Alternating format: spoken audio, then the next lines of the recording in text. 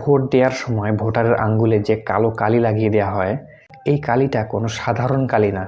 এটা বিশেষ এক ধরনের রাসায়নিক দিয়ে তৈরি, যেটার মূল উপাদান হচ্ছে সিলভার নাইট্রেট।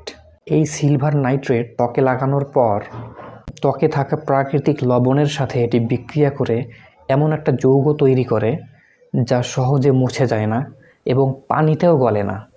আপনি ভোট দিয়ে বাইরে কিছুক্ষণ ঘোরাঘুরির পর দেখবেন যে আপনার কালো দাগটা আরও কালো হয়ে উঠেছে।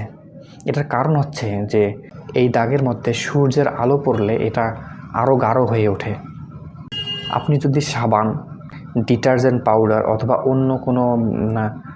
অন্য কোনো কিছু দিয়ে যদি এটাকে তোলার চেষ্টা করেন, তাহলে এটা কোনোভাবেই সম্ভব না। কারণ এই কালি শুধুমাত্র ত্বকের উপরে ভাগে না, ত্বকের ভিতরের কোষ পর্যন্ত এটা চলে যায়।